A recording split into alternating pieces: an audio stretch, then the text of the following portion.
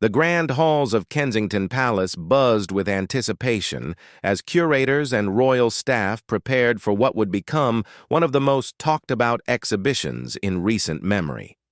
Catherine, the Princess of Wales, stood quietly in the corner of the main gallery, watching as workers carefully positioned her portrait on the central wall.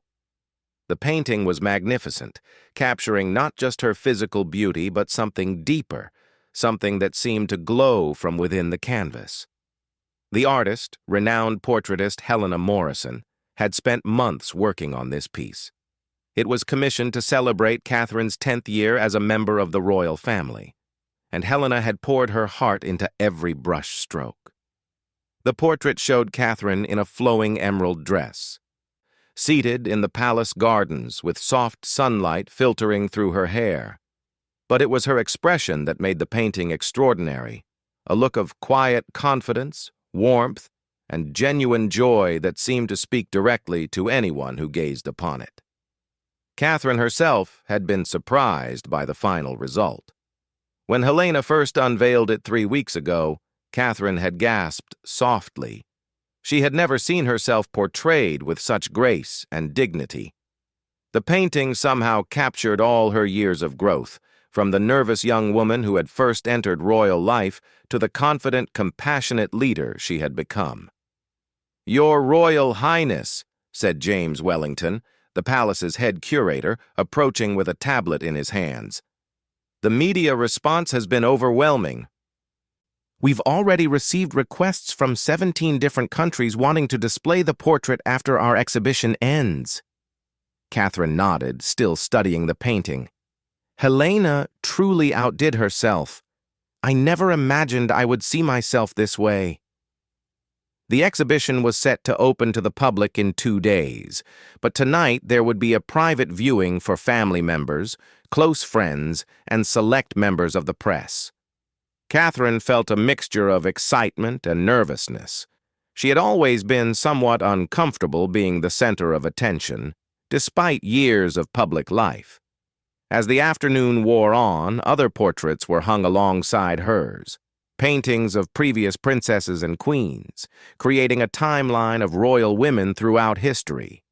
But even among such distinguished company, Catherine's portrait stood out. There was something alive about it, something that drew the eye and held it.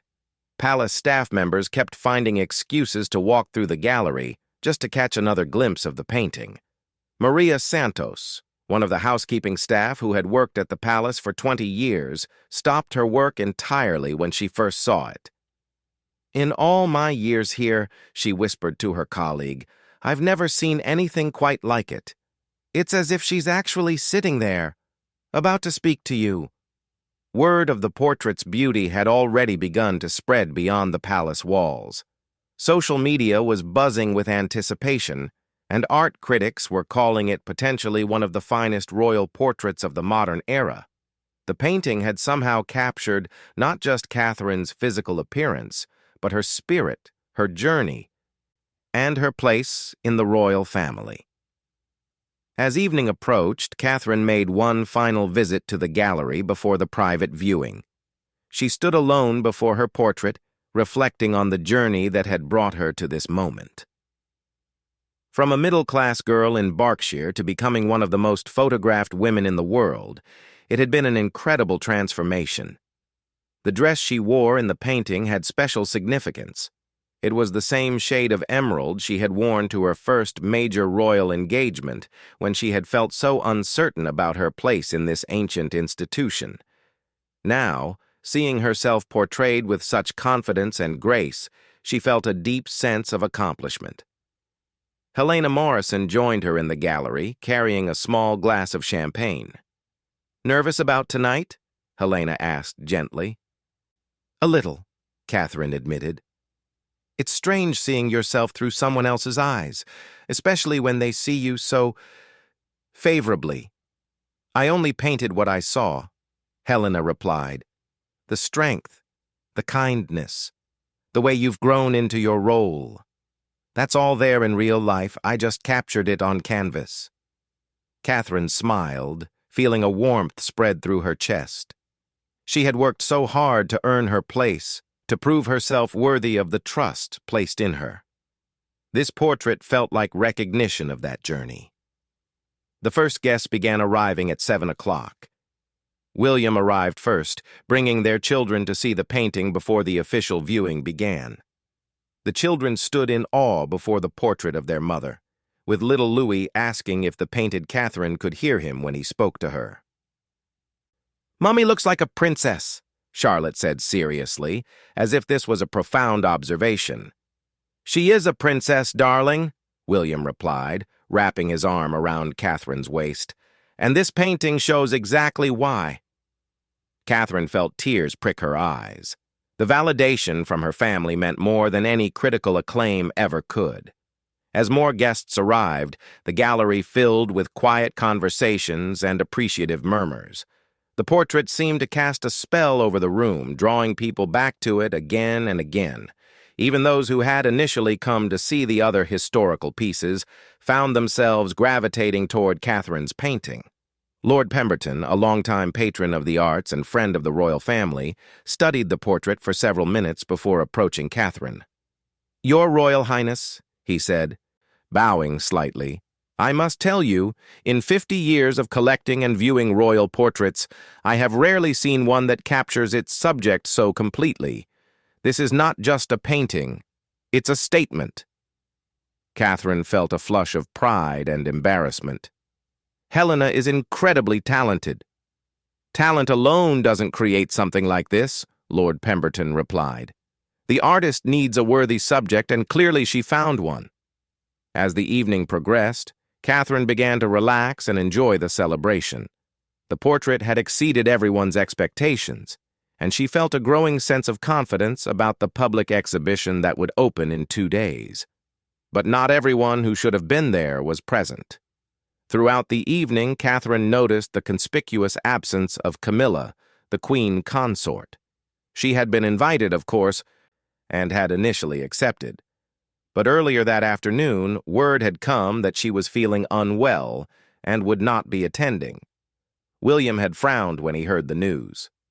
"That's the 3rd event she's missed this month," he murmured to Catherine. Catherine tried not to read too much into it. Camilla had her own busy schedule, and perhaps she really was feeling under the weather. Still, a small part of her couldn't help but wonder if there was more to her absence. As the evening wound down and the last guests departed, Catherine took one final look at her portrait. Tomorrow, the press would arrive for their preview, and the day after that, the public would see it for the first time. She felt ready for both, buoyed by the positive response from tonight's viewers. Helena Morrison packed up her things, but before leaving, she pulled Catherine aside. "There's something you should know," Helena said quietly.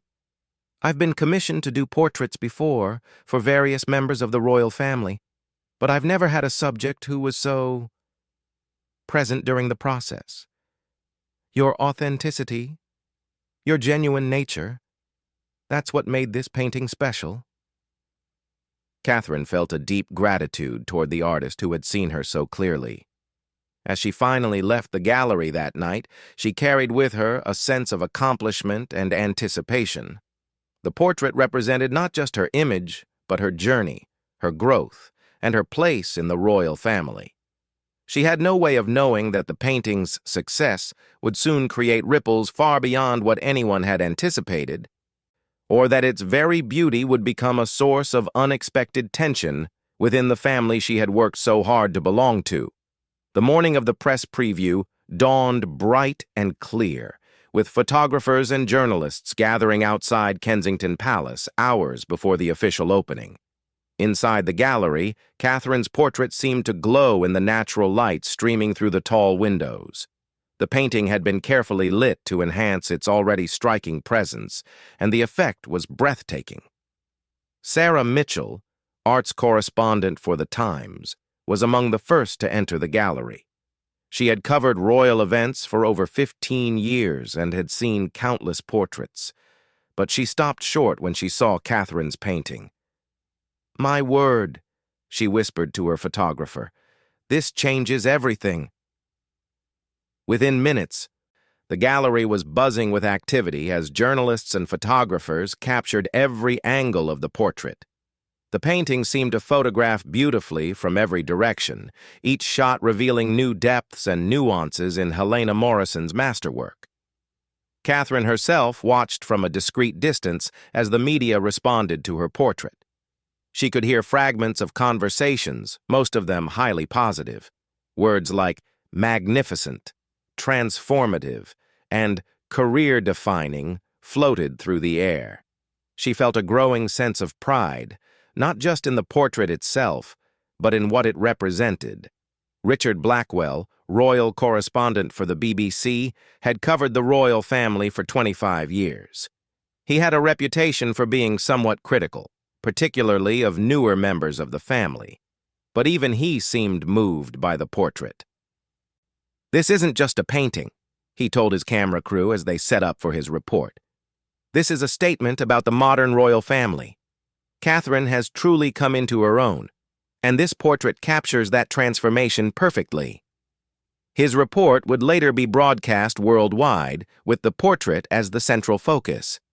Within hours of the press preview, images of the painting were circulating globally, accompanied by glowing reviews and detailed analyses of its artistic merit.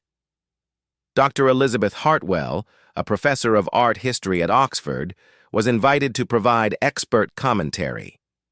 She spent nearly an hour studying the portrait before giving her assessment. "What we see here is a perfect marriage of traditional portraiture techniques with modern sensibility," she explained to the gathered press. Morrison has created something that honors the historical tradition of royal portraits while presenting a thoroughly contemporary subject. The Princess of Wales is portrayed not as a remote figure of authority, but as a real person with whom viewers can connect. As the day progressed, social media exploded with images and commentary about the portrait. The hashtag Catherine's Portrait began trending worldwide, with people sharing their own reactions to the painting. The response was overwhelmingly positive, with many commenting on how the portrait seemed to capture Catherine's warmth and authenticity. But not everyone was celebrating. At Clarence House, Camilla sat in her private study, scrolling through the endless stream of praise for Catherine's portrait on her tablet. Each glowing review seemed to sting a little more than the last. The headlines were impossible to ignore. Catherine's stunning portrait steals the show, a masterpiece fit for a future queen, the portrait that proves Catherine has truly arrived. Camilla set the tablet aside and walked to her window, looking out at the London skyline. She had been queen consort for nearly 3 years now, but sometimes she still felt like an outsider looking in. The public's response to Catherine's portrait only reinforced those feelings. Her private secretary, Marcus Thompson, knocked gently on the door. "Your Majesty, the palace has forwarded several requests for your comments on the Princess of Wales's portrait," he said carefully. Camilla turned from the window. "What sort of comments are they expecting?" "The usual," Marcus replied. "Congratulations. Praise for the artist, that sort of thing. Something for the official press release." Camilla was quiet for a long moment. She knew what was expected of her, knew the role she was supposed to play. But looking at the images of Catherine's portrait, seeing the public's rapturous response, she found it difficult to summon the necessary enthusiasm. "Tell them I'm still unwell," she said finally. "Perhaps in a few days." Marcus nodded, though his expression suggested concern. It wasn't like Camilla to avoid royal duties, especially something as straightforward as commenting on a family member's portrait. Meanwhile, at Buckingham Palace, King Charles was having his own reaction to the portrait's success. He had viewed it privately the day before and had been genuinely impressed by both the artistic quality and the way it portrayed Catherine. But he was also aware of the growing comparisons being drawn between Catherine and other members of the family. "The press is calling it the portrait of the decade," his private secretary informed him during their morning briefing. The response has been extraordinary. Charles nodded thoughtfully. Catherine has indeed grown into her role beautifully. Helena Morrison has captured that perfectly. But privately, he was concerned about the implications. Catherine's portrait was receiving more attention than any royal artwork in recent memory. While he was proud of his daughter-in-law, he was also aware that such overwhelming praise for one family member could create tension with others. His concerns proved prescient when, later that afternoon, he received a call from Camilla. "Charles," she said without preamble, "I need to speak with you about Catherine's portrait." "What about it?" he asked, though he suspected where the conversation was heading. "Have you seen the coverage? The comparisons they're making?" Camilla's voice was tighter than usual. "They're acting as if she's the second coming of Diana." Charles winced. Comparisons to Diana were always sensitive territory, particularly for Camilla. "The portrait is exceptional," he said carefully. "Catherine should be proud." "Of course she should be proud," Camilla replied quickly. "I'm not suggesting otherwise, but the way it's being presented, the language they're using, it's as if the rest of us don't exist." Charles understood his wife's frustration. The press had always been fond of creating narratives that pitted royal family members against each other. Catherine's portrait's success was already being framed as evidence of her rising star, sometimes at the implied expense of others. Back at the exhibition, public viewing was set to begin the following morning, but advance ticket sales had already broken records. The palace had to extend viewing hours and limit the number of people allowed in the gallery at any given time to manage the expected crowds. Catherine spent the evening before the public opening at home with William and the children, trying to process everything that had happened. The response to her portrait had exceeded even her wildest expectations. "Are you ready for tomorrow?" William asked as they sat together after putting the children to bed. Catherine considered the question. "I think so. It's just overwhelming. I never expected this kind of response." "You deserve it," William said firmly. "You've worked incredibly hard to get to this point. The portrait just shows everyone what I've known all along." Catherine smiled, feeling grateful for his support. But she couldn't shake a nagging worry about the family dynamics that seemed to be developing around the portrait's success. "I hope this doesn't cause any problems," she said quietly. William frowned. "What do you mean?" "The attention, the comparisons the press is making. I don't want anyone to feel like this is creating division." William was quiet for a moment. He had noticed Camilla's absence from the private viewing, and like Catherine, he was beginning to wonder if there was more to it than simple illness. "You can't control how others react," he said finally. "All you can do is be yourself, which is exactly what made that portrait so special in the first place." Catherine nodded, knowing he was right but still feeling a sense of unease. The portrait's success was everything she could have hoped for, but she was beginning to realize that such overwhelming praise could have unintended consequences. The next morning, crowds began gathering outside Kensington Palace before dawn. By the time the exhibition officially opened, the queue stretched for several blocks. The first visitors into the gallery stood transfixed before Catherine's portrait, many taking selfies or simply staring in appreciation.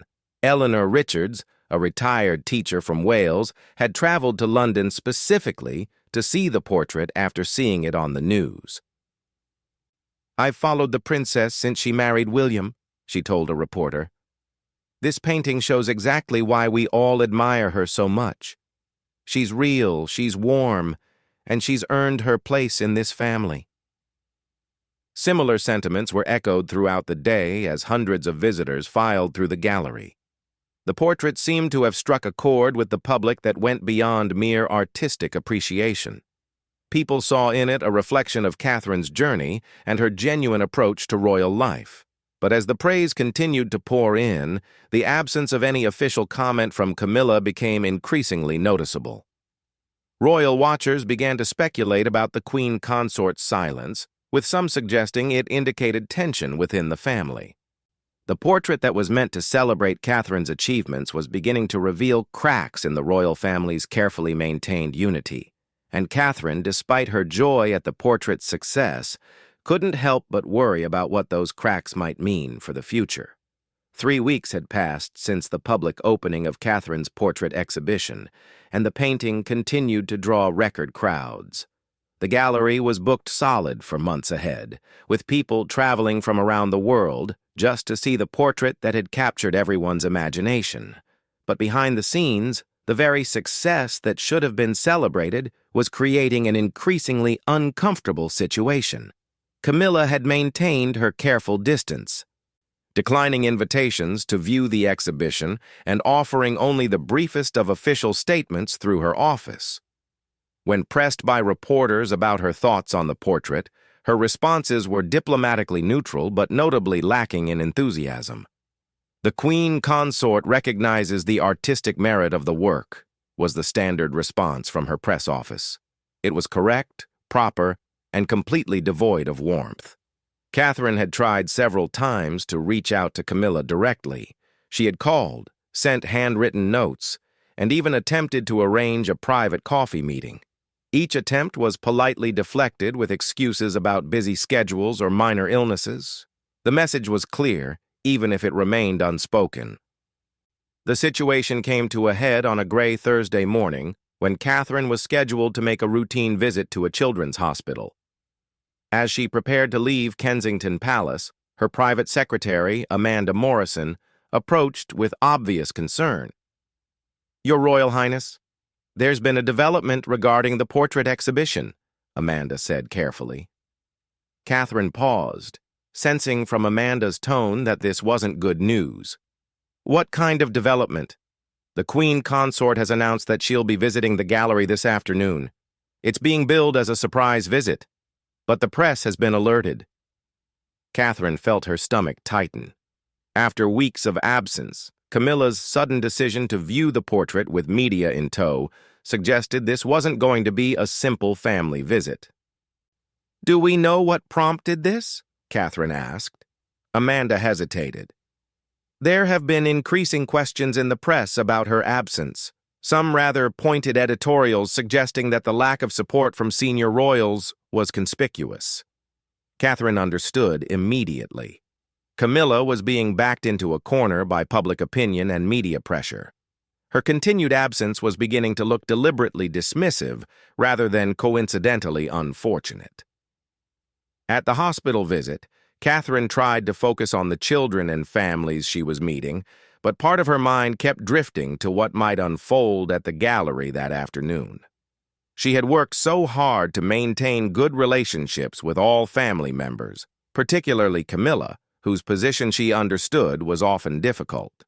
Meanwhile, at Clarence's house, Camilla was preparing for what she privately considered an ordeal. Her lady-in-waiting, Mrs. Patricia Thornfield, helped her select an outfit while trying to gauge her mood. "The car will be ready at 2 o'clock, Your Majesty," Patricia said gently. "Would you like me to arrange for any specific photographs or statements?" "No," Camilla replied curtly. "I'll view the portrait, make appropriate comments, and leave. Nothing more." Patricia had worked with Camilla for over a decade and recognized the signs of barely contained frustration. The Queen Consort was not someone who liked being forced into situations, and the growing media pressure had clearly pushed her to this point.